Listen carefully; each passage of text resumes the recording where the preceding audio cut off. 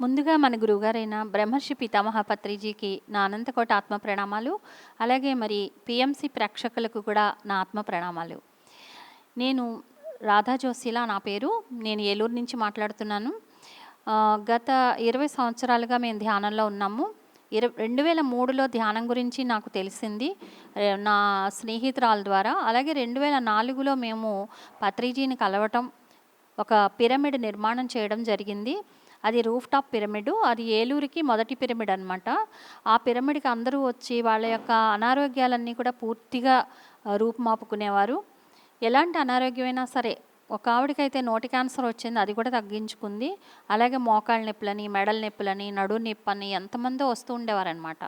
వచ్చి అక్కడ ధ్యానం చేసి మనం సంపూర్ణ ఆరోగ్యంతో అయిపోయామో, ఎంత అద్భుతంగా తయారయ్యామో, అసలు మీరు డాక్టర్ల కన్నా ఎక్కువగా మమ్మల్ని ఇలాగా రోగాల నుంచి కాపాడుతున్నారమ్మా అనేవారు. అంటే మేము కాదమ్మా కాపాడేది, మీరు చేసే ధ్యాన శక్తే మిమ్మల్ని కాపాడుతోంది. ధ్యానం చేసినప్పుడు కాస్మిక్ ఎనర్జీ మీ లోపలికి వెళ్ళినప్పుడు మీ లోపల హీలింగ్ జరుగుతుంది అని చెప్పేవాళ్ళం. అలాగే 2004లో బ్రహ్మర్షి పితామహ పత్రిజీని మొట్టమొదటిసారి మేము కలిసినప్పుడు ఒక అద్భుతమైన సంఘటన జరిగింది. ముందు రోజు నేను పత్రిజీని కలిసిన ముందు రోజు ఏమైందంటే, ఒక హాస్టల్ ట్రావెల్ గురించి మరణం లేని మీరనే పుస్తకంలోని విషయాలు నేను చదివాను. అందులో హాస్టల్ ట్రావెల్ ఎలా చేయాలో లోప్సాంగ్ రాంపా గారు చెప్తారనమాట. నేను అది చూసి నేను కూడా హాస్టల్ ట్రావెల్ చేయాలి, నేను ఒక గురువు గారిని చూడాలి, ఒక అమ్మవారిని చూడాలి. నేను అమ్మవారి భక్తురాలిని, అందుకని నేను అమ్మవారిని చూడాలి, ఒక గురువు గారిని చూడాలి అనుకున్నాను అనమాట. అనుకుని ధ్యానంలో కూర్చోవడం జరిగింది రాత్రిపూట. అలా కూర్చున్నాక కొంతసేపటికి చాలా లోతైన ధ్యాన స్థితిలోకి వెళ్ళిన తర్వాత నేను ఒక స్థితిలోకి వెళ్ళిపోయాను. ఆ స్థితిలో నుంచి నేను ఒక ఆలయంలోకి ప్రవేశించాను అనమాట. అంటే నా హాస్టల్ ట్రావెల్ జరిగింది అప్పుడు. నా లోపల ఉన్న హాస్టల్ బాడీ ఒక ఆలయంలోకి వెళ్ళింది. ఆ ఆలయం కామాక్షి అమ్మవారి దేవాలయం అని చెప్తున్నారు అక్కడ. అలాగే అక్కడ ఒక గురువుగారి బస్ట్ సైజు విగ్రహం కూడా నేను చూడడం జరిగింది. నేను ఒక గురువుగారిని కూడా చూశాను అనుకుని ఆ గురువుగారి దగ్గర నేను కూర్చుని దండం పెట్టుకుని పైకి చూసేసరికి వారు చెయ్యెత్తి నన్ను దీవించారు. ఓహో, నా ఆత్మగురువు వీరేనేమో అనిపించింది నాకు. అంటే మనిషిగా మారారు. ఒక విగ్రహంగా ఉన్న ఆ గురువుగారు మనిషిగా మారి చెయ్యెత్తి దీవించారు. నా ఆత్మగురువుని నేను చూసుకున్నాను అనుకున్న తర్వాత నేను మర్నాడే పత్రిజీ వస్తున్నారు అని తెలిసి ఆకివీడు వెళ్ళాం, మా హస్బెండ్ నేనును. వెళ్ళినప్పుడు అక్కడ పత్రి సార్ క్లాస్ జరుగుతూ ఉన్నప్పుడు సార్ నన్ను పిలిచారనమాట. క్లాస్ అయిపోయిన తర్వాత దగ్గరకు పిలిచారు. నేను గమనించింది ఏంటయ్యా అంటే, అంతకుముందు నేను హాస్టల్గా ఏ గురువునైతే చూశానో ఆ గురువు గారే ఇక్కడ ఉన్నారు. అది చూసి నేను చాలా ఆశ్చర్యపోవడం జరిగింది. తర్వాత గురువుగారు క్లాస్ అయిపోయిన తర్వాత నన్ను పిలిచారనమాట. పిలిచినప్పుడు అక్కడ మా కొలీగ్ ఒక ఆయన కొండారావు గారు అని ఉన్నారు. ఆయన చెప్పారు, ఈవిడ ఏలూరు రాధా మేడం, వీళ్ళు పిరమిడ్ కడదాం అనుకుంటున్నారు అని చెప్పారు. అంటే మేము మామూలుగా క్యాజువల్గా అన్నాము, పిరమిడ్ కడితే భలే ఉంటుంది అని. అదే మాట ఆయన కట్టేస్తారు అనే విషయంగా చెప్పారనమాట. అప్పుడు పత్రిజీ అన్నారు, మేడం మీరు పిరమిడ్ కడితే నేను ఓపెన్ చేస్తాను అన్నారు. అన్న వెంటనే మేము ఓపెన్ చేయాలనుకున్నాం. కానీ ఆ రోజు జరిగిన తమాషా ఏంటి అంటే, పత్రి సార్ని కలవకముందు, ఈ ధ్యానంలోకి రాకముందు నేను క్రియాయోగా నేర్చుకున్నాను. ఆనంద క్రియాయోగా అని నేర్చుకున్నాను అనమాట. అది నేర్చుకున్నప్పుడు నాకు వెన్నెముక అంతటా కూడా ఒక రకమైనటువంటి ఎనర్జీ బాగా వ్యాపించి నా శరీరం అంతా కంపించిపోతూ నాకు చాలా ఎక్కువ ఎనర్జీ తీసుకుని ఒక పాములాగా నా శరీరం అంతా కూడా తిరిగేస్తూ ఉండేదన్నమాట హాల్ అంతా. ఇది ఇలా జరుగుతుంది ఏంటో నా గురువుగారిని అడిగితే, ఇది కుండల్ని జాగృతి అవడము అని చెప్పారు నాకు. అలాగా ఎనర్జీ పాస్ అయిపోయేది. ఆ వెన్నుపూస భాగం అంతా కూడా నాకు బాగా ఎనర్జీ పాస్ అయ్యేదన్నమాట.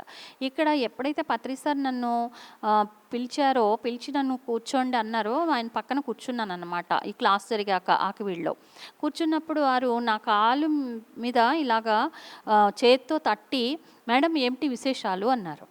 అంటే పక్కనే కూర్చున్నాను కదా, కూర్చున్నప్పుడు ఇలాగ చేత్తో తట్టి నన్ను అడిగారు అనమాట, ఏంటి విశేషాలు అన్నారు. అలా ఎప్పుడైతే ఆయన తట్టారో వెంటనే నా శరీరం అంతా, నేను కుండలిని శక్తి జాగృతి అయినప్పుడు నా శరీరం అంతా ఎలాగైతే ఎనర్జీ పాస్ అయిందో, ఇక్కడ మళ్ళీ వెంటనే నాకు అలాగే ఎనర్జీ పాస్ అవ్వడం, నా శరీరం కంపించిపోవడం, నేను పూర్తిగా వణికిపోతూ ఉండడం, కళ్ళ వెంట నీళ్లు కారిపోవటం, నేను ఏడుస్తూ ఉండడం జరిగిందనమాట. అది ఏంటి అంటే ఆనందం. ఆనందంతో, తన్మయత్వంతో, ఎనర్జీతో నిండిపోయాను నేను. అప్పుడు నాకు ఏంటి ఇలా జరుగుతోంది, అప్పుడు అలా జరిగింది, మళ్ళీ ఇలా జరుగుతోందని అనిపించింది. సార్ ఏమంటున్నారంటే, "మీకేం కావాలి?" అని అడుగుతున్నారు. అంటే నేనన్నాను, మామూలుగా అయితే నాకు అప్పటి వరకు హెల్త్ ప్రాబ్లమ్స్ ఉన్నాయన్నమాట. చాలా హెల్త్ ప్రాబ్లమ్స్ ఉండి డాక్టర్ల చుట్టూ తిరుగుతున్నాను.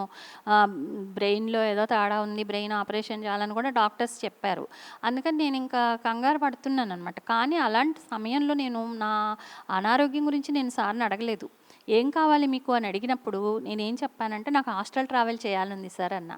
అన్నానే గానీ నాకు భయంగా ఉంది. హాస్టల్ ట్రావెల్ చేయాలనుందని చెప్పానేంటి? మొట్టమొదటిసారి కదా నేను గురువుని కలిసాను. ఇలా గురువుని కలిసిన వెంటనే నేను హాస్టల్ ట్రావెల్ చేయాలనుంది అంటే ఆయన ఏమనుకుంటారు? నీకు అంత ఆనందంగా ఉందా? నీవు ఇప్పుడే కదా నన్ను కలిసావు. నీకు కలిసిన వెంటనే నీకు హాస్టల్ ట్రావెల్ వచ్చేస్తుంది అనుకుంటున్నావా? అంటారు కదా ఏ గురువైనా. అలాగే తిడతారేమో అనుకున్నాను నేను. అనుకున్నాను కానీ అక్కడ మన గురువుగారు బ్రహ్మర్షి పితామహ పత్రిజీ అలా అనలేదండి. సార్ ఏమన్నారంటే, ఆయన చేతికి ఎవరో అప్పటికే టీ ఇచ్చారు. ఎడమ చేత్తో టీ పట్టుకున్నారు, కుడి చేత్తో నా మెడ పట్టుకున్నారు. అప్పుడు అన్నారు, సార్ అన్నారు, "ఏమయ్యా మీరు ఈ టీ తాగగలరా?" అని అడిగారు. ఎదురుగుండా ఒక 10 మంది ఉన్నారు. క్లాస్ అయిపోయి అందరూ వెళ్ళిపోయారు. ఒక 10 మంది మిగిలారనమాట. "నేను ఈ టీ తాగగలను, మీరందరూ తాగగలరా?" అని అడిగారు. తాగగలం సార్" అన్నారు వాళ్ళు. అప్పుడు సార్ ఏమన్నారంటే, "మేడం మరి మీరు తాగగలరు కదా టీ, అందుకని మీరు హాస్టల్ ట్రావెల్ మీరెందుకు చేయలేరు?" అని అడిగారు. అంటే చూడండి, హాస్టల్ ట్రావెల్ చేయడం, టీ తాగడం అంత సులభం అని చెప్పే మహాగురువు బ్రహ్మర్షి పితామహ పత్రిజీ. ఆ రోజు అంత అద్భుతం జరిగింది. నాకు చాలా ఆనందం అనిపించింది. నా ప్రియతమ గురువు, నా ఆత్మగురువు వీరే అని నాకు నిర్ధారణ అయింది. ఆ తర్వాత సారు రామచంద్ర అని తల పట్టుకున్నారు. నా మెడ మీద నుంచి చెయ్యి తీసేసి ఆయన నుదుటి మీద ఇలా చేయి పెట్టుకుని, "రామచంద్ర మీరా" అన్నారు. అంటే సార్‌కి నేనెవరినో అర్థమైంది. నా పూర్వజన్మలేవో చూశారు. అలాగే నేను భవిష్యత్తులో నేనేం చేయబోతాననేది కూడా వారు తెలుసుకోవడం జరిగిందనేది నాకు అప్పుడే అర్థమైపోయింది. అందుకని నేనేదో చేయాల్సింది ఉంది. అందుకని నా అనారోగ్యాలని నేను లెక్క చేయాల్సిన అవసరం లేదు. అవన్నీ పోతాయి అని అప్పుడే నాకు నమ్మకం ఏర్పడింది. తర్వాత వెంటనే నెల, వారం రోజులకే పిరమిడ్ కట్టడం, సార్ వచ్చి ఓపెన్ చేయడం జరిగింది. పిరమిడ్ ఓపెన్ అయిన రోజే సార్ అడిగారు, "మీరేం చేద్దామనుకుంటున్నారు ఇప్పుడు? పిరమిడ్ కట్టారు కదా" అన్నారు. అంటే నేనేమన్నానంటే, అంటే నాకు అప్పటి వరకు ఎలాంటి ఆలోచన ఉందంటే, పిరమిడ్ కట్టుకుంటే మనకే అది. మన పిల్లలు, నేను, మా వారు ధ్యానం చేసుకుంటాం అందులో అనుకున్నా. ఎందుకంటే నాకు మన పూజ గదిలోకి ఎవరు రారు కదా! మన పూజ గదిలో మనమే చేసుకుంటాం. అలాగే పిరమిడ్‌లో కూడా మనమే ధ్యానం చేసుకుంటామనే ఉద్దేశ్యంతో నేనున్నా. కానీ మా వారేమను అనేవారంటే, ఎవరో ఒకళ్ళు వస్తూ ఉంటారు, పైకెళ్ళి ధ్యానం చేసుకుంటారు, మనకు నష్టమేముంది అంటూ ఉండేవారు ఎవరితోనైనా. ఇలా అంటున్నారేంటి అని నాకు అర్థమయ్యేది కాదనమాట. అప్పుడు నాకు ఇలా ఎప్పుడైతే సార్ నాకు ఈ క్వెషన్ వేశారో, నా లోపల నేను ఏదైతే నాకు, నా పిల్లలకి, నా హస్బెండ్‌కి ఈ పిరమిడ్ అనుకున్న భావం పోయింది.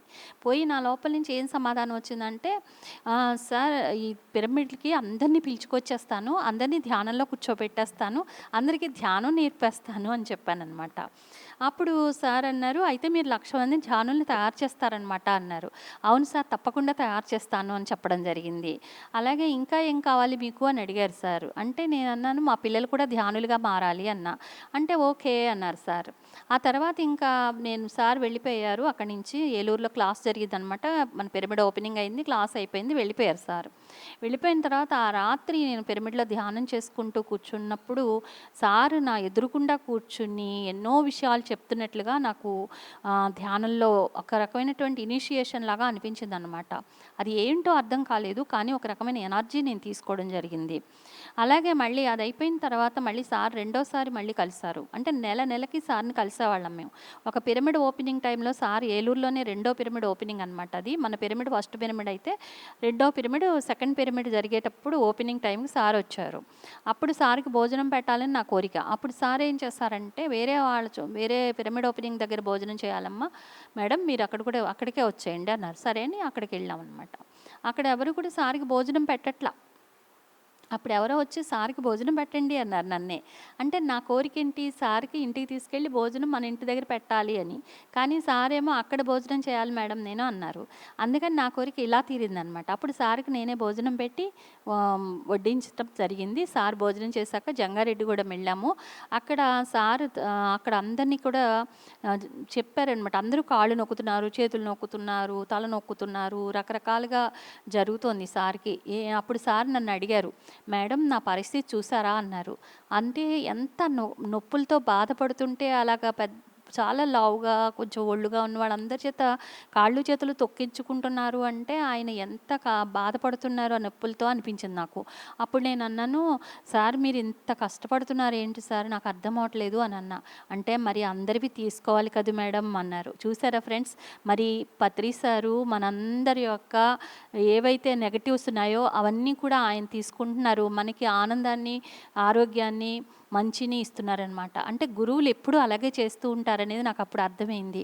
సరే ఆ రోజు అక్కడ ఆ రాత్రి ఒక చోట క్లాస్ జరిగింది. ఆ క్లాస్లోనే మొట్టమొదటిగా నాకు మైక్ ఇవ్వడం, సార్ మాట్లాడమనడం జరిగింది. అలా నేను ఆ రోజు మాట్లాడాను. ప్రగతి స్కూల్లో జంగారెడ్డిగూడెంలో క్లాస్ అనమాట. మొట్టమొదటిసారి నేను మైక్ పట్టుకున్న రోజు అది 2004 డిసెంబర్ 18. మరి ఎంతో చక్కగా సార్ నా చేత మాట్లాడించారు. నాకు అసలు ఎప్పుడు కూడా ఎక్కువ మందితో మాట్లాడాలంటే భయం, స్టేజ్ ఫియర్ ఎక్కువ. అలాంటిది మొట్టమొదటిసారి సార్ పక్కన కూర్చుని మాట్లాడమంటే నాకు అసలు ఏమీ భయమే అనిపించలేదు. ఎందుకంటే ఒక మహాగురువు మనకి ఏదైనా ఒకటి ఆదేశిస్తే అది మనం చేయాలి అనేటువంటి తపన మాత్రమే ఉంది నాలో. అందుకని ఎప్పుడైతే ఆ తపన ఉందో మనం అన్నీ చేయగలుగుతాం, అన్నీ సాధించగలుగుతామని అర్థమైంది ఫ్రెండ్స్. ఆ తర్వాత అది అయిపోయిన తర్వాత ఆ రాత్రి మళ్ళీ ఒక మేడం వాళ్ళ ఇంట్లో బస చేసాము. మర్నాడు పొద్దున్నే మళ్ళీ సార్ని చూడడానికి చాలామంది వచ్చారు బయట నుంచి. వచ్చినప్పుడు వాళ్ళందరికీ సార్ చెప్తున్నారనమాట, మీరందరూ కూడా ఎన్నెన్నో దానాలు చేస్తూ ఉంటారు, అసలైన దానం ఏంటంటే జ్ఞానదానం, అది ఎందుకు చేయరు మీరు అని అడుగుతున్నారనమాట సార్. అడుగుతుంటే వాళ్ళు అన్నారు, కాదు సార్, జ్ఞానదానం చేయాలని మాకు తెలియదు సార్ అనేసి తలొంచేసుకున్నారు.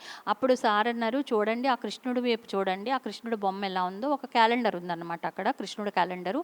ఆ క్యాలెండర్ వైపు చూపించి ఆ క్యాలెండర్లో కృష్ణుడి చుట్టూ ఒక కాంతి వలయ ఉంది, చూస్తున్నారా మీరు అని అడిగారు. అవును సార్ అని అన్నారు అందరూ. అంటే అప్పుడు మరి ఆ క్యాలెండర్ చుట్టూ ఉన్న ఆ కాంతి వలయాన్ని మీరెందుకు తెచ్చుకోరు, ఆ కృష్ణుడి చుట్టూ ఉన్న కాంతి వలయాన్ని మీరెందుకు తెచ్చుకోరు అని సార్ అడగడం జరిగింది. అప్పుడు అందరూ కూడా తలంచుకున్నారు. సరే నేను కూడా భయపడ్డాను, నాకు కూడా కాంతి వలయం లేదేమో, సార్ తిడతారేమో అని. అందుకని ఇంకా సార్ వెళ్ళిపోతున్నారు, జంగారెడ్డిగూడ నుంచి వెళ్ళిపోతూ ఉంటే అందరూ షేక్ హ్యాండ్ ఇవ్వడానికి ఎవ్వరు ముందుకు వెళ్ళాల, నేను వెళ్ళలేదు. అప్పుడు సారే చెయ్యి చాచి, నేను వెనకాల ఎక్కడో ఉంటే నా వైపుకి చెయ్యి చాచి మేడం అని పిలిచారు. అప్పుడు నా చేతిని పట్టుకుని షేక్ హ్యాండ్ ఇచ్చారు సారు. ఇస్తూ ఏమన్నారంటే, మేడం మీకు ఆల్రెడీ కాంతి వలయం వచ్చేసిందిలేండి అన్నారు సారు. నాకు చాలా ఆనందం అనిపించింది. అది ఎప్పుడు 2004లో అనమాట. పిరమిడ్ కట్టిన నెలనాళ్ళకే సార్ మీకు కాంతి వలయం వచ్చేసిందిలేండి అన్నారు. అలాగే మరి పిరమిడ్ కట్టిన వెంటనే ధ్యాన ప్రచారం మొదలైపోయింది ఫ్రెండ్స్. నేను ఎప్పుడైతే పిరమిడ్లో పిరమిడ్ ఓపెనింగ్ అయిందో పత్రి సార్ చేత, అప్పటి నుంచి అందరికీ పిలవడం, అందులో కూర్చోపెట్టడం, ధ్యానం క్లాసులు చెప్పడం, ధ్యానం చేయించటం, ఇవన్నీ చేసేవాళ్ళం. నేను బిఎస్ఎన్ఎల్లో జాబ్ చేసేదాన్ని. మా ఆఫీసర్స్ని కానీ, కొలీగ్స్ని కానీ, ఫ్రెండ్స్ని కానీ అందరినీ తీసుకొచ్చి పిరమిడ్లో ధ్యానం చేయించడం జరిగేది. అలాగే ఆఫీస్లో కూడా వారానికి ఒక క్లాస్ పెట్టి, ఎవ్రీ సాటర్డే క్లాస్ పెట్టి ధ్యానం చేయించేదాన్ని. అలాగే రాఘవరావు సార్, విజయవాడ రాఘవరావు గారిని పిలిచి ఆయన చేత కూడా క్లాస్ పెట్టించడం జరిగింది. పత్రిజీ ఎన్నిసార్లు మాకు ఏలూరు రావటం, మన ఇంటికి రావటం, ఇక్కడ పిరమిడ్ దగ్గర అందరినీ పిలవటం, క్లాసులు పెట్టడం ఎంతో అద్భుతంగా జరిగేవన్నమాట. అలాగ అప్పటి నుంచి నా అధ్యాయం స్టార్ట్ అయ్యింది. నేను బాగా పూజలు చేసేదాన్ని కదా, నాకు ఎప్పుడైతే నేను ఈ పిరమిడ్ తయారైందో, పిరమిడ్లో ధ్యానం చెప్పడం మొదలుపెట్టానో అప్పటి నుంచి నాకు అసలు ఖాళీ ఉండేది కాదనమాట. ఖాళీ ఉండక నేను దేవుడి గదిలోకి వెళ్ళేదాన్ని కాదు, పూజలు చేసేదాన్ని కాదు. అప్పుడు నాకు భయం వేసేది. మనం అందరూ కూడా మరి అంతే కదా, దేవుడికి పూజలు చేయకపోతే దేవుడికి కోపం వస్తుంది అనుకుంటాం కదా. నేను కూడా అలాగే అనుకున్నాను, అమ్మవారికి నా మీద కోపం వచ్చేసి ఉంటుంది, నేను ఇన్ని నెలలుగా 2 నెలలుగా నేను దేవుడి గదిలోకి వెళ్ళలేదు అనుకున్నాను అనమాట. నేను ఈ 2 నెలలు ఏం చేశాను అంటే, పగలంతానేమో ఉద్యోగం, పొద్దున్న సాయంత్రం ఏమో వచ్చిన వాళ్ళకి ధ్యానం చెప్పడం, రాత్రంతా పిరమిడ్లో ధ్యానం చేయటం. ఇలా చేయడం వల్ల ఇంకా పొద్దున్న నాకు దేవుడి గదిలోకి వెళ్ళాలి, పూజ చేయాలనేది కుదిరేది కాదనమాట. అందుకని 2 మంత్స్ తర్వాత నాకు హెల్త్ ప్రాబ్లమే లేకుండా అయిపోయింది. మళ్ళీ నేను వెళ్ళి స్కానింగ్ అది తీయించుకుంటే డాక్టర్స్ ఏమన్నారంటే, ఇంతకుముందు దాంట్లో స్కానింగ్లో దోషం ఉందమ్మా, ఇప్పుడు నీకు ఏ స్కానింగ్ దోషం లేదు కాబట్టి నీకే అనారోగ్యం లేదు, ఎందుకు ఇలా జరిగింది, నువ్వేం చేసావు అని అడిగారనమాట. అప్పుడు ధ్యానం చేశానంటే చాలా హ్యాపీగా ఫీల్ అయ్యారు వాళ్ళు. అది కూడా ఎలా చేయాలమ్మా అని వాళ్ళు అడగటం, నేను చెప్పడం జరిగింది. అది అయిపోయిన తర్వాత ఇంక నేను ఈ 2 నెలలు అయిపోయింది కదా! ఇప్పుడు అమ్మవారికి నా మీద కోపం పోవడానికి కనీసం ఒకసారి వెళ్ళాలి లోపలికి. లలితా సహస్రనామాలు చదువుకోవాలనుకున్నా. అంతకుముందు లలితా సహస్రనామాలు, ఖడ్గమాల, త్రిశతి ఇవన్నీ చదువుకునేదాన్ననమాట ప్రతిరోజు కూడా. అలాంటిది ఇంకా ఆ రోజు కంపల్సరీగా ఎలా అయినా వెళ్ళాలి, ఈ 2 నెలల నుంచి ఏమీ చదవట్లేదు అనుకుని వెళ్ళాను లోపలికి. వెళ్దామని ప్రయత్నించా. ఆ కాలు ఆ గడప అవతలకి పెడుతుంటే గడప అవతలకి వెళ్ళట్లా. కాలు వెనక్కొచ్చేస్తోంది. మళ్ళీ పెడుతున్నా, మళ్ళీ వెనక్కొస్తోంది. మళ్ళీ పెడుతున్నా, మళ్ళీ వెనక్కొస్తుంది. ఏంటి అమ్మవారికి నిజంగానే నా మీద కోపం వచ్చిందేమో, నన్ను లోపలికి రానివ్వట్లేదు అని నాకు రూఢి అయిపోయిందనమాట. అంటే దేవుడికి కోపం వచ్చేసింది, నన్ను దేవుడి గదిలోకి రానివ్వట్లేదు అనుకున్నా. అనుకున్నాక మళ్ళీ నేనేమనుకున్నానంటే, పూజలు చేసినప్పుడు అమ్మ నన్ను కాపాడు, రక్షించు, నాకు రోగం తగ్గించు, మా పిల్లలు బాగా చదువుకునేలా చెయ్యి, మా వారు నాతో ప్రేమగా ఉండేలా చెయ్యి అని అడిగేదాన్ని కదా. అంటే అమ్మవారితో నేను మాట్లాడేదాన్ని. అదే ధ్యానం చేస్తే మనతోనే అమ్మవారు మాట్లాడతారని తెలుసు కదా. పత్రి సార్ చెప్పారు కదా, దేవుడే మీతో మాట్లాడతాడు, దృష్టి నిలిపినేని దేవుడే దిగివచ్చు అని చదివాం కదా, మనం విన్నాం కదా. అందుకని ఈసారి నేను ధ్యానం చేస్తాను, అప్పుడు అమ్మవారు ఏం చెప్తుందో విందాము. నేను అమ్మవారితో మాట్లాడడం కాదు, అమ్మవారు నాతో మాట్లాడాలని ఒక పట్టుదల వచ్చి అక్కడ గడప యువతలు కూర్చుని ధ్యానం చేయడం మొదలుపెట్టా. అలా చేస్తూ ఉన్నప్పుడు ఏం జరిగిందంటే, కొంతసేపటికి నేను చాలా లోతైన స్థితిలోకి వెళ్ళిన తర్వాత నా లోపల నుంచే నాకు మాటలు వినపడ్డాయి. ఏమనంటే, నీ నీలో ఉన్నది నేను కాదా, ప్రతి ఒక్కరిలో ఉన్నది నేను కాదా, ప్రతి జీవరాశిలో ఉన్నది నేను కాదా, నువ్వు అది తెలుసుకోలేకపోతున్నావు, ఆ చిన్న విగ్రహంలో, చిన్న ఫోటోలో నన్ను చూస్తున్నావా అని అడిగారనమాట. లోపల నుంచి నాకు లోతైన నూతులో నుంచి మాటలు ఎలా వస్తాయో అలా వినపడ్డాయి. అప్పుడు అనుకున్నాను, ఓహో నిజమే కదా, మరి మన లోపల ఇప్పుడు నేను చూస్తున్నాను, మాట్లాడుతున్నాను, తింటున్నాను, లోపలికి వెళ్ళింది జీర్ణమవుతోంది, నా చేతులు కళ్ళు పనిచేస్తున్నాయి, నా లోపల సర్వ అవయవాలు పనిచేస్తున్నాయి అంటే దానికి కారణం నా లోపల ఒక శక్తి ఉంటేనే కదా. ఆ శక్తే పరమాత్మ కదా, అదే అమ్మవారైనా అయ్యవారైనా అదే కదా. మరి అలాంటప్పుడు నేను ఎందుకు బయట వెతుకుతున్నాను అమ్మవారిని అని నాకప్పుడు బాగా అర్థమైంది. ఓహో అయితే నాలోనే దైవం ఉంది, నేనే దైవాన్ని, ఈ నేను అనేది ఈ శరీరం కాదు, నా లోపలున్న ఆత్మ చైతన్యం ఏదైతే ఉందో అదే దైవము అనేది నాకు అర్థమైంది. ఆ అర్థమైన దైవ చైతన్యాన్ని నేను అందరికీ తెలియచేయాలి అనుకున్నాను. నేను ఇది అందరికీ తెలియచేయాలి, నా ఒక్క దాని దగ్గర ఆగిపోకూడదు, అందుకే నాకు అందించబడింది అనుకున్నా. అంతే వెంటనే నేను ఏం చేశానంటే, అప్పటి నుంచి ఇంకా అప్పటి వరకు ఇంటికి వచ్చిన వాళ్ళకి మాత్రమే ధ్యానం చెప్పేదాన్ని, ఆఫీసులో చెప్పేదాన్ని. ఇప్పుడు నుంచి ఇంకా అడుగు బయట పెట్టడం మొదలుపెట్టా. 108 ఇళ్ళు తిరుగుతూ ప్రతి ఒక్కరికి ధ్యానం గురించి చెప్పడం మొదలుపెట్టా. రోజు 2 ఇళ్ళు, ఆఫీస్ నుంచి వస్తూ రోజుకు 2 ఇళ్ళు, ఒక్కొక్క రోజు 3 ఇళ్ళు, ఒక్కొక్క రోజు ఒకటే ఇల్లు, ఒకరోజు 4 ఇళ్ళు, ఒకరోజు పక్క ఇళ్ళు అయితే నలుగురు ఐదుగురిని ఇళ్ళ వాళ్ళని ఒక చోటగా చేర్చి చెప్పడం. ఇలాగ 108 ఇళ్లల్లో నేను ధ్యానం చెప్పడం జరిగింది. అది 2004 అండి. 2004లో ధ్యానం చెప్పడము అంటే ఎంత కష్టమో తెలుసా. అప్పుడు ఎవరికి ధ్యానం అంటే తెలీదు. వాళ్ళందరూ కూడా చాలా ఇదిగా ఉండేదారనమాట. ఏంటి ధ్యానం చేయాలా, మాకంత ఖాళీ లేదమ్మా, మాకంత ఓపిక లేదమ్మా, మాకు పని మనిషిని చూడమ్మా, పని మనిషిని చూస్తే పని మనిషిని దొరికినప్పుడు చేస్తాంలే అనేవారు. ఒక్కొక్కసారి నేను వెళ్ళిన చోట ఏమన్నా నేను దొంగతనానికి వెళ్ళానేమో అని వాళ్ళు కంగారు పడిపోయేవారనమాట నేను వెడితే. అందుకని వాళ్ళని కళ్ళు మూసి కూర్చోండి అంటే భయపడిపోయేవారు. ఇద్దరు ఉన్నారనుకోండి, ముందు ఒకళ్ళు కళ్ళు మూసుకుంటామండి, ఇంకొకళ్ళు తర్వాత మూసుకుంటాం అనేవారనమాట. అలాగా చాలా యాతన పడాల్సి వచ్చేది 2004, 2005 ఆ టైంలో అనమాట.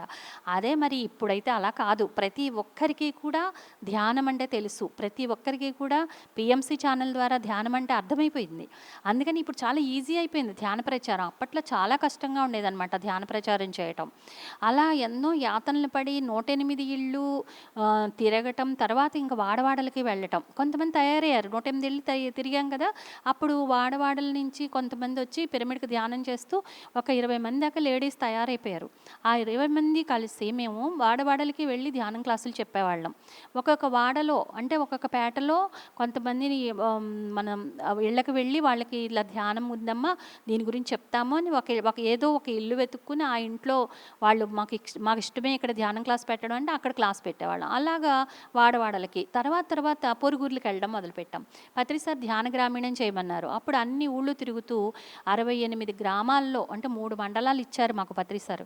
ఆ 3 మండలాలు తిరిగి ఇటు ఉద్యోగం చూసుకుంటూనే ఏదీ వదలలేదు. ఇటు ప్రాపంచికత, అటు ఆధ్యాత్మికత 2 ఎప్పుడు కూడా వదలలేదనమాట. అలాగా ఇటు ఉద్యోగం చూసుకుంటూనే, అటు సెలవులు అప్పుడప్పుడు సెలవులు కూడా నాకు చాలా బాగా ఇచ్చేసేవారు మా ఆఫీసర్స్ వాళ్ళు. ఎందుకంటే నేను చేసేది మంచి పనని వాళ్ళకి తెలుసు. అందుకని నాకు అవసరమైనప్పుడు సెలవులు ఇచ్చేవారు, పర్మిషన్స్ ఇచ్చేవారు. అప్పుడు నేను వెళ్ళి పొరుగుర్లలో కూడా ధ్యాన ప్రచారం కొంతమంది లేడీస్ అందరం, జెంట్స్ కొంతమంది అందరం కలిసి వ్యాన్ ఇచ్చేవారనమాట. ఎన్ఎన్ ప్రసాదరావు గారు, డాక్టర్ ప్రతాప్ కుమార్ గారు వీళ్ళు వ్యాన్లు ఇచ్చేవారు. అలాగే డాక్టర్ ప్రతాప్ కుమార్ గారు ఎన్నో పాంప్లెట్లు వేయించి ఇచ్చేవారనమాట.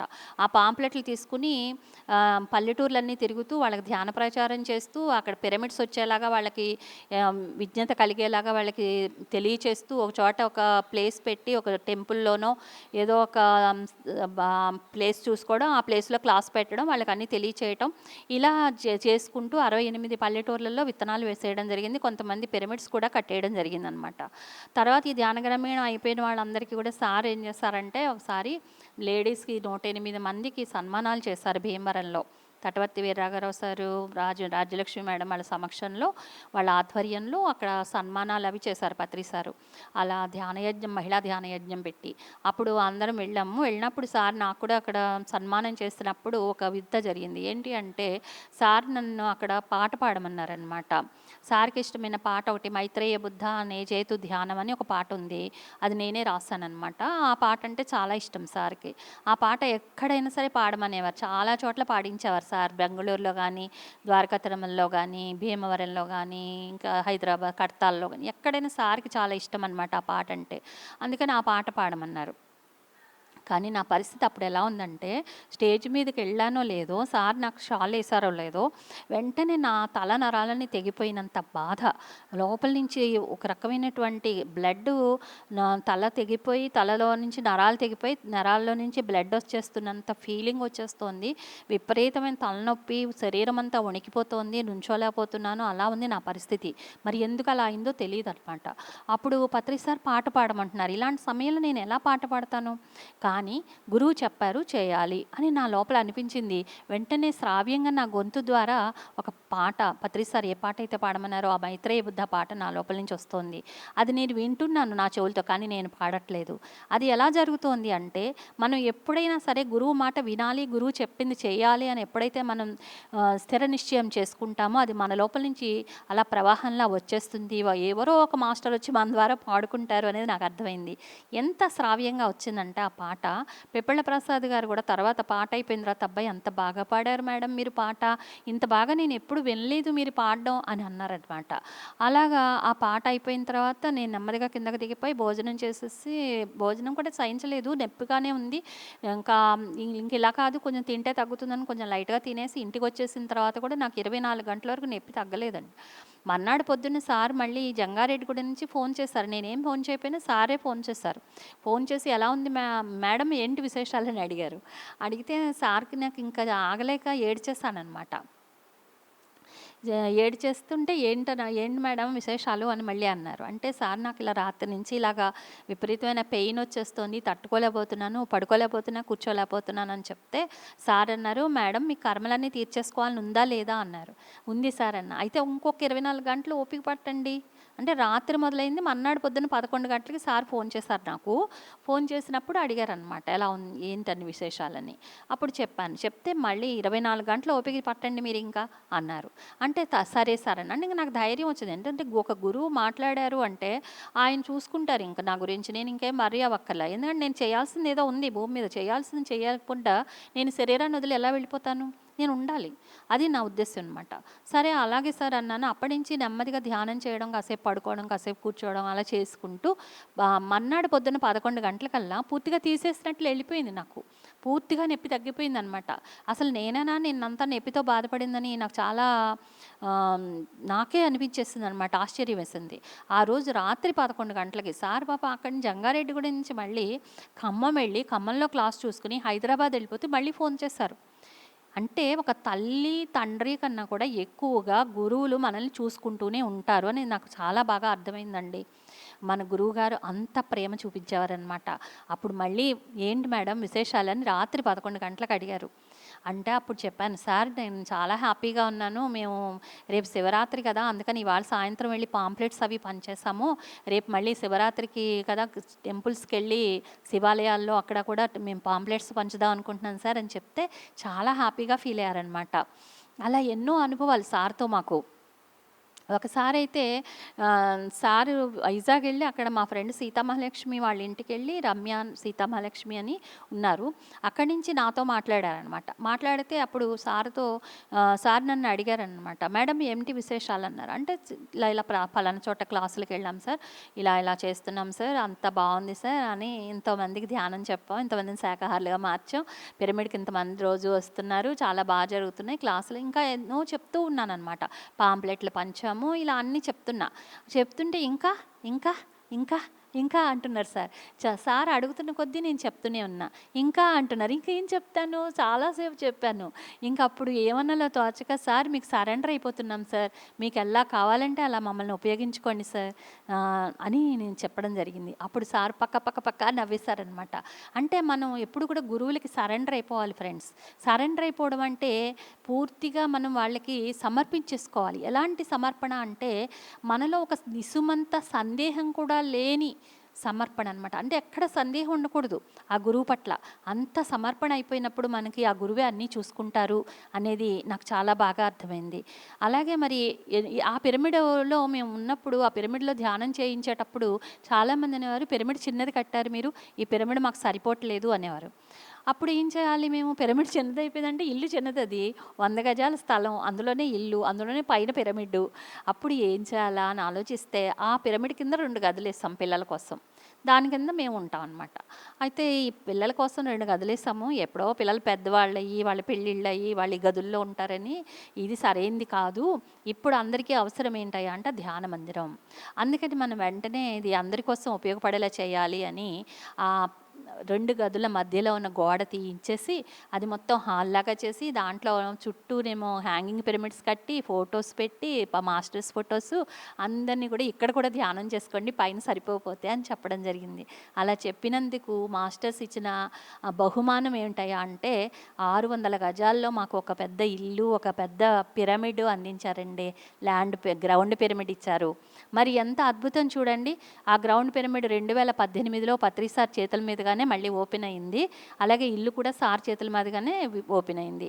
నేను సార్ ఓపెన్ చేయడానికి వచ్చే ముందు నేను అనుకున్నాను అనమాట, ఇంటికి బృందాలయం అని పేరు పెడితే బాగుండు సార్ బృందావనం అని పేరు పెడితే బాగుండు అనుకున్నాను నేను.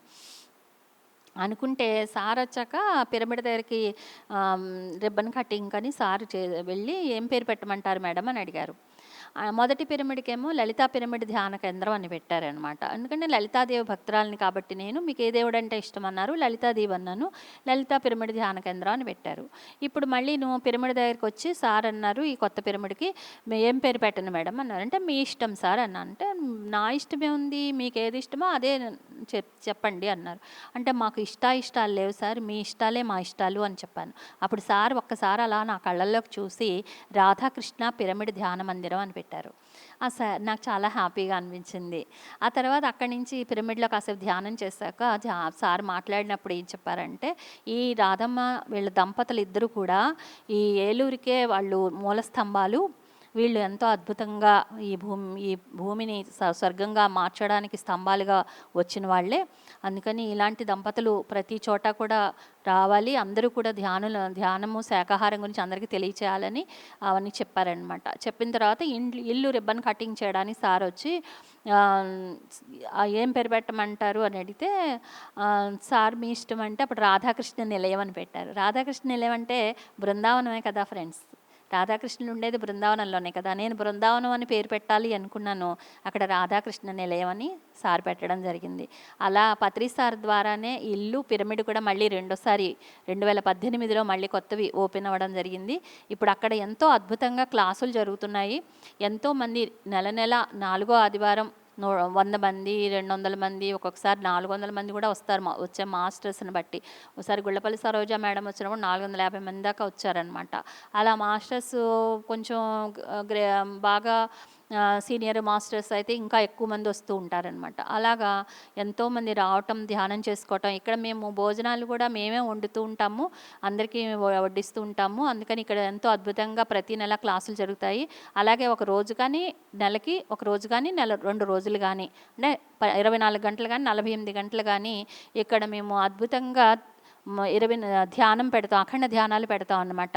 అఖండ ధ్యానం పెట్టినప్పుడు కూడా ఎంతోమంది ఇక్కడ పార్టిసిపేట్ చేస్తూ ఉంటారు. వాళ్ళ అనారోగ్యాలని తగ్గించుకుంటూ ఉంటారు. అలాగే ఎన్నోసార్లు మేము 41 రోజులు అఖండ ధ్యానాలు, 11 రోజులు అఖండ ధ్యానాలు, 21 రోజులు అఖండ ధ్యానాలు ఎన్నో ఏర్పాటు చేయడం జరిగింది. ఆ చిన్న ఇంట్లో ఉన్నప్పుడు కూడా, ఆ 100 గజాల ఇంట్లో కూడా పత్రిసారి ఎప్పుడొచ్చినా మన ఇంటికి వచ్చేవారు. అప్పుడు ఎన్నో రకరకాలుగా ధ్యానాలు పెడుతూ ఉండేవాళ్ళం. ప్రతిసారి ధ్యానం పెట్టినప్పుడల్లా వస్తూ ఉండేవారనమాట. అలాగా ఎన్నో ఇక్కడ కార్యక్రమాలు మేము చేస్తూ ఉంటాము. అలాగే మరి పిఎంసి మాస్టర్స్ వచ్చినా, పిరమిడ్ మాస్టర్స్ వచ్చినా, పిఎస్ఎస్ఎం మాస్టర్స్ ఎవరు వచ్చినా సరే ఇక్కడ వసతి సౌకర్యం కలిగి ఉండేలాగా మాస్టర్స్ అలాగా ఇల్లు ప్రొవైడ్ చేయడం జరిగింది. ఎందుకంటే నేను కోరుకున్నాను, ఇల్లు చిన్నదిగా ఉంది, ఇక్కడేమో క్లాసులు పెట్టుకోవడానికి లేదు, చాలా చక్కగా అన్ని క్లాసులు రన్ చేసుకోవడానికి, మాస్టర్స్ వస్తే వసతి కల్పించడానికి ఒక పెద్ద ఇల్లు ఉంటే ఎంత బాగుంటుంది అనుకునేదాన్ని. అలాగే ఇచ్చారు మాస్టర్స్. అంటే మనం ఎప్పుడైతే ఇప్పుడు అక్కడ 2 గదులు తీసేసి ఒక గదిగా చేసి అందరికీ ఎప్పుడైతే ఇచ్చామో దానికి బహుమానంగా ఇల్లు ఇవ్వడం జరిగిందనమాట మాస్టర్స్. మనం ఇచ్చింది ఎప్పుడు కూడా వృధాగా పోదు ఫ్రెండ్స్. మనం విశ్వం కోసం మనం ఏదైతే చేస్తామో దాన్ని ఎన్నో రెట్లు చేసి మనకు విశ్వం అందిస్తుంది. ఇది దానికి మేము రూఢిగా తెలుసుకున్న సత్యం అన్నమాట. అంటే మేము వస్తుందని మాకు తెలియదు, రావాలని కూడా మేము కోరుకోలేదు. ఇవ్వాలి కాబట్టి ఇచ్చాం, చేయాలి కాబట్టి చేస్తాం. అది మన డ్యూటీ, మన యొక్క చేయాల్సిన, ఈ భూమి మీదకి మనం వచ్చిందే ఇందుకు, ఇది చేయడానికే మనం వచ్చామనేది అర్థమైంది. అది చేసుకుంటూ వెళ్తున్నాం, మనకి ఏది రావాలో అది వస్తూ ఉంటుందన్నమాట. అందుకని మనం ఏది కూడా కోరుకోవాల్సిన అవసరం లేదు. మనం చేయాల్సింది సరిగా చేస్తూ ఉంటే అన్నీ సవ్యంగానే జరుగుతూ ఉంటాయనేది అర్థమైంది. అలాగా ఈ రకంగా ఇక్కడ క్లాసులు జరుగుతుంటాయి. అలాగే ద్వారకా తిరుమలలో కూడా ఒక 72/72 పిరమిడ్ ఉంది. ఆ పిరమిడ్లో కూడా పత్రిసార్ మనకి 2019లో అక్కడ స్పిరిచువల్ సైన్స్ అకాడమీ అనేది పెట్టారనమాట. అంటే అక్కడ మాస్టర్స్ని తయారు చేయడం, ధ్యానులందరూ అక్కడికి వచ్చి వాళ్ళు చక్కగా క్లాసులు విని, ధ్యానులు కాని వాళ్ళైనా సరే అక్కడికి రావచ్చు, వచ్చి అక్కడ క్లాసులు విని వాళ్ళు మాస్టర్స్ అయిపోతారనమాట. అంటే అంత అద్భుతంగా అక్కడ తీర్చిదిద్దబడినటువంటి సిలబస్ అందించబడుతుంది. డాక్టర్ శివరామప్ప గారని బెంగళూరు మాస్టరు, ఆయన ద్వారా రూపకల్పన చేసినటువంటి ఆ సిలబస్ని పత్రిసార్ ఆమోద ముద్ర వేసి సారే దాన్ని రిలీజ్ చేసి ఇక్కడ ద్వారకా తిరుమలలో ఆ స్పిరిచువల్ అకాడమీని స్థాపించడం జరిగింది. దానికి నేను ప్రస్తుతం చైర్మన్గా ఉంటున్నాను. అక్కడ ప్రతి నెల కూడా మేము 2వ శుక్ర శని ఆదివారాల్లో 3 డేస్ క్లాసులు పెడతాము. లెవెల్ 1, లెవెల్ 2, లెవెల్ 3 అని సర్టిఫికేట్ కోర్సులు అనమాట. అది పూర్తిగా ఉచితమే ఫ్రెండ్స్. అక్కడ ఏమీ డబ్బులు తీసుకోవడాలు ఉండవు. అది ఎవరైనా సరే రావచ్చు అక్కడికి. వచ్చినప్పుడు అక్కడ వాళ్ళకి వసతి, భోజనం ఉచితంగా సదుపాయాలు చేయడం జరుగుతుంది. అక్కడ 3 రోజుల్లో 15 టాపిక్స్ మీకు అందించబడతాయి. ఆ 15 టాపిక్స్ మీరు వినేసరికే మీరు ఒక మాస్టర్గా విరాజిల్లడం జరుగుతుంది. అది అయిపోయిన తర్వాత మళ్ళీ లెవెల్ 2కి, లెవెల్ 3కి శివరామప్ప సార్ వచ్చి బెంగళూరు నుంచి ఆయన క్లాసులు తీసుకుంటారు. అలాగా లెవెల్ 3 పూర్తయ్యేసరికి అద్భుతమైన మాస్టర్గా తయారవడం జరుగుతుందన్నమాట. ఇలా ఎన్నో కార్యక్రమాలు మా ద్వారా జరిపించబడుతున్నాయి. ఎన్నో ఊళ్ళు తిరుగుతూ మేము 3 రాష్ట్రాలు తిరిగాము మేము క్లాసులు చెప్తూ. అటు చెన్నై వెళ్ళాము, అటు బెంగళూరు, అటు తిరుపతి, ఇటు తర్వాత భద్రాచలం వరకు అన్నీ, ఇంకా ఇక్కడ అక్కడ అని కాదనమాట, ప్రతి చోట కూడా. న్యూజిలాండ్ వెళ్ళాం, ఆ మధ్య మా పెద్దబాబు న్యూజిలాండ్లో ఉన్నాడని అక్కడికి వెళ్ళాము. అక్కడ కూడా ధ్యాన ప్రచారం చేయడం జరిగింది. అందుకని ఎక్కడికి అడుగుపెట్టినా మనం పిరమిడ్ మాస్టర్స్ అంటే ఏంటి, ఎక్కడ అడుగుపెట్టినా మనం ధ్యానమే చెప్తాం. అదే మన యొక్క డ్యూటీ. పత్రిసార్ చెప్పినా అదే కదా మనకి, మనం అదే చేస్తూ ఉంటాం అనమాట. అలా ఆ రకంగా ధ్యాన ప్రచారం విరివిగా చేయడం జరుగుతోంది. అద్భుతమైనటువంటి స్థితిలో ఉన్నాము. ఒకప్పుడు పిల్లల గురించి, దాని గురించి ఏదైనా విషయంలో బెంగ, బాధ అలాంటివి ఉండేవి. ఇప్పుడు అవి ఏమీ లేవు. అంతా బాగుంటుంది, అంతా సవ్యంగా ఉంటుంది. మా ఇంట్లో ఒకసారి ఏదో ఒక కష్టం వచ్చింది. కష్టం వస్తే అప్పుడు పత్రిసార్కి చెప్పుకోవచ్చు కదా, కానీ చెప్పాలని ఉండదు. పత్రిసార్కి ఏది కూడా మన భౌతికమైన విషయాలు చెప్పలేము కదా, చెప్పం మేము, ఎప్పుడు చెప్పలేదు. మాకు అంత కష్టంలో ఉన్నామని ఎప్పుడు చెప్పలేదన్నమాట. అప్పుడు సార్ వచ్చారని తెలిసింది విజయవాడ. పద్మ మేడం రాఘవరావు సార్ ఇంటికి వచ్చారు, పత్రి సార్ వస్తే మేము కూడా వెళ్ళాం. అప్పుడు సారు మేడం ఏంటి విశేషాలు అని అడిగారు. అంటే నేను అంతా బాగుంది సార్ అన్న. అంటే సార్కి అప్పటికే తెలుసు, సార్కి తెలియంది ఏముంటుంది, అంతా బాగుందా అన్నారు. అంటే అవును సార్ అంతా బాగుంది అన్న.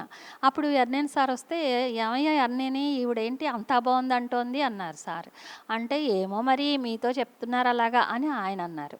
ఇంతలో పద్మ మేడం వచ్చారు, జక్కా పద్మ మేడం వస్తే, పద్మ మేడం ఏంటి ఈవిడ అంతా బాగుందంటోంది అన్నారు.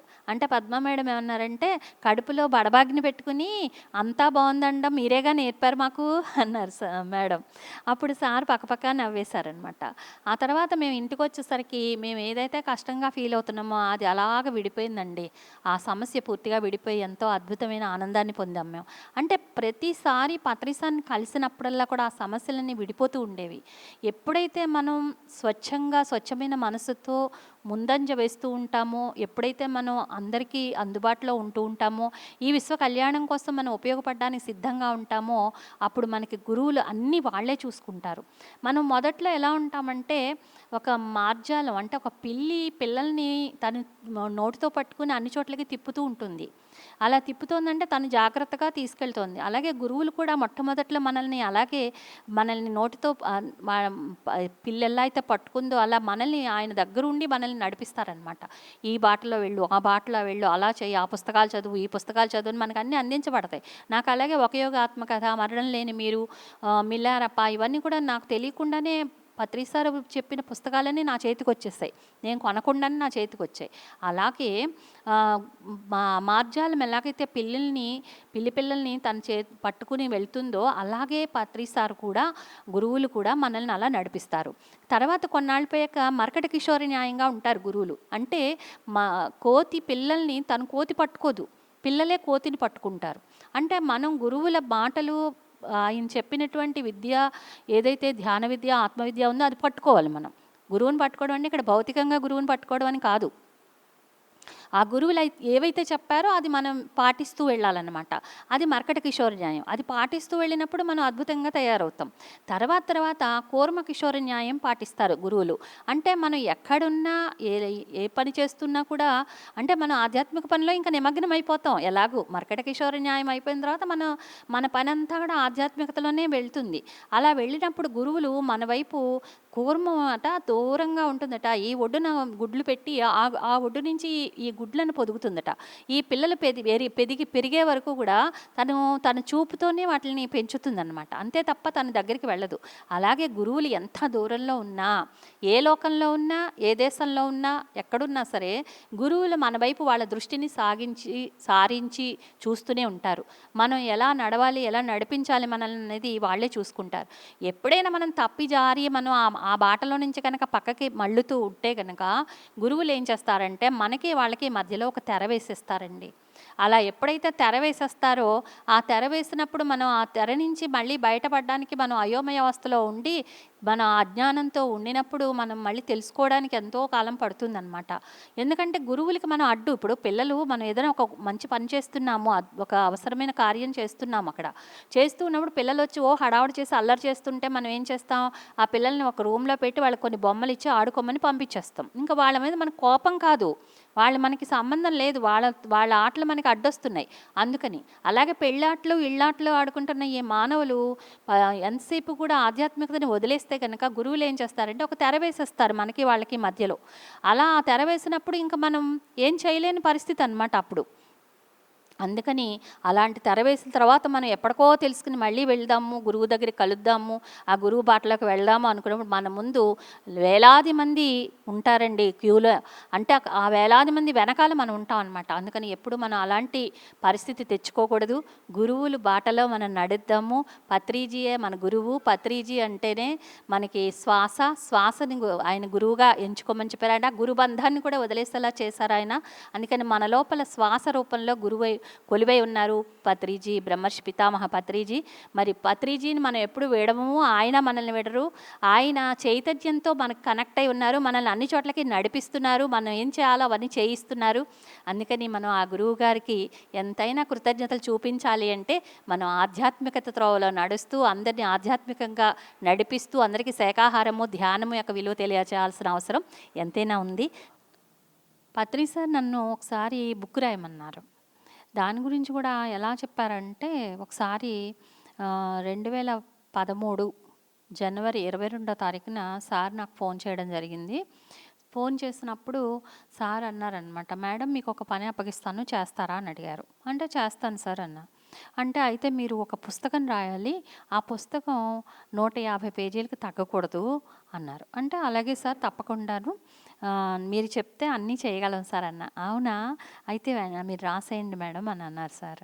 అలా అన్న తర్వాత ఆ పుస్తకాన్ని రాయడం జరిగింది. అప్పటికే నేను 50 పేజీలు రాసి ఉంచానన్నమాట ఒక నోట్బుక్లో రాసి ఉంచితే, తర్వాత పత్రి సార్ చెప్తే కానీ ఎందుకు రాయటం, సార్ చెప్పాలి కానీ అని నేను ఆపేశాను. తర్వాత ఎప్పుడైతే సార్ మళ్ళీ ఫోన్ చేసి నాకు బుక్ రాయండి అని చెప్పారో అప్పుడు మళ్ళీ కంటిన్యూ చేశాను. అలా చేసి ఆ బుక్‌ని పూర్తిగా నోట్‌బుక్ అంతా తయారైపోయిన తర్వాత నేను అంతా కూడా డీటీపీ చేయించి పత్రి సార్‌కి పంపించడం జరిగింది. సార్ అందులో కరెక్షన్స్ చేసి మళ్ళీ పంపించారు.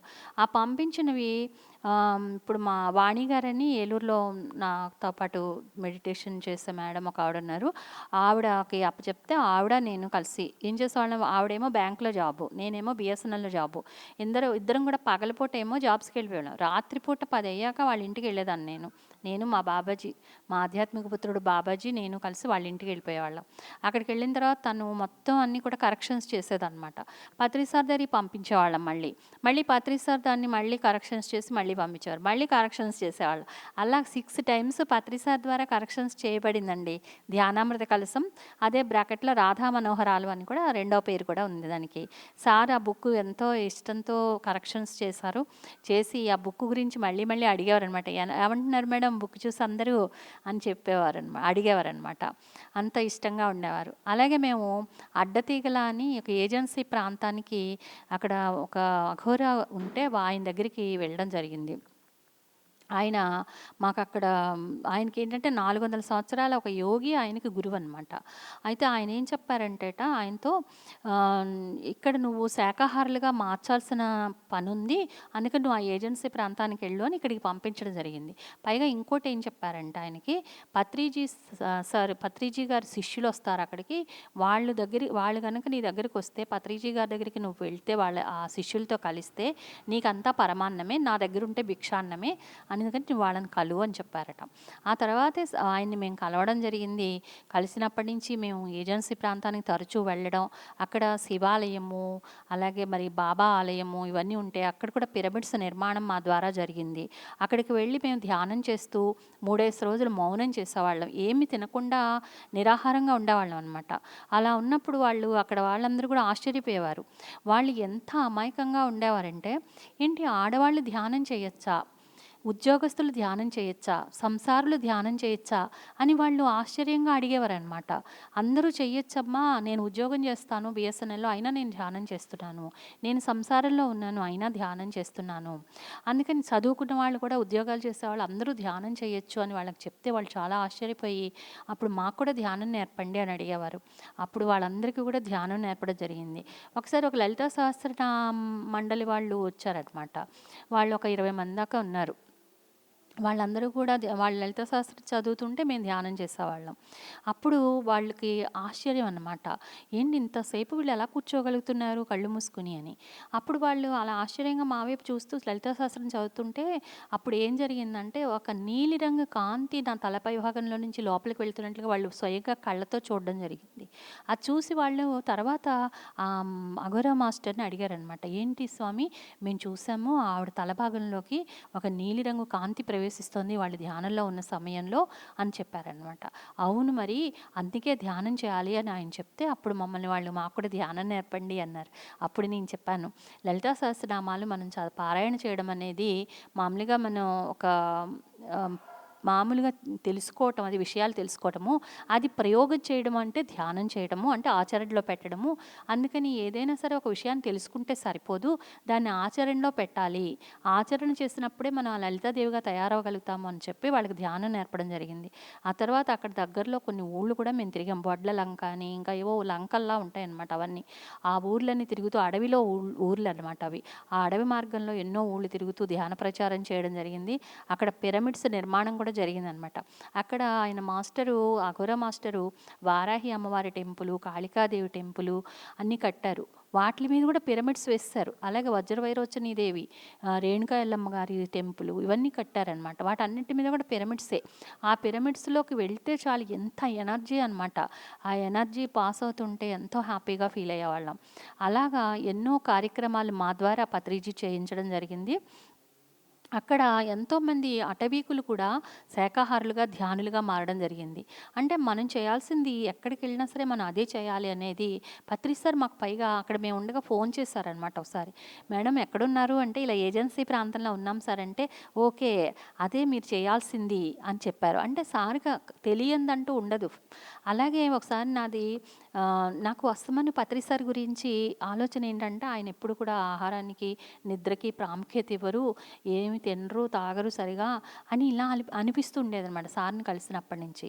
అప్పుడు ఆ విషయంలో నాకు చాలా ఎందుకు ఇలా అనిపిస్తుంది అనుకునేదాన్ని. చాలామంది ఏమనేవారంటే, అబ్బా! ఆయన భలే చెప్తారే, బాగా చెప్తారే అనుకునేవారు. కానీ నాకు ఆయన చెప్పడం విషయం కాదు గానీ, ఆయన ఆహార పానీయాల గురించి ఉండేది. అప్పుడు సార్‌ని నేను అడిగా, ఏంటి సార్ ఇలా నాకు అనిపిస్తోంది అంటే, ముందు ముందు తెలుస్తుంది మేడం అన్నారు సారు.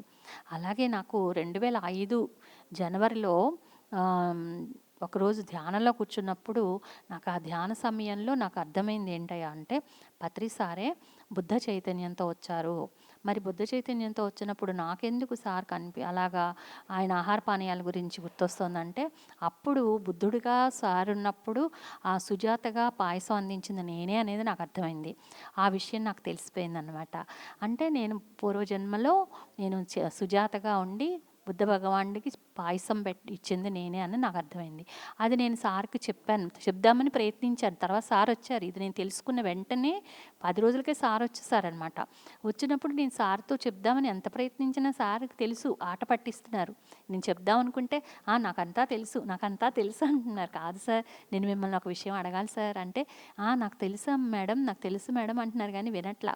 అయ్యో! సార్ వినట్లేదే, ఇది నిజమో కాదో ఎలా తెలుసుకోవాలి సార్, నిజమో కాదో తెలుసుకోవాలి సార్ అంటే, అంతా నిజమే, మీకేది తెలిస్తే అది నిజమే అని చెప్పారు. అంతేగాని వినలా. తర్వాత రోజు సారు మళ్ళీ ఆకివీడు వెళ్ళారనమాట. ఆకివీడు నుంచి మళ్ళీ నాకు ఫోన్ చేశారు. ఫోన్ చేసి, మేడం ఏంటి విశేషాలు అన్నారు. అంటే అప్పుడు సార్ ఇంక నేను ఆలస్యం చేయలా.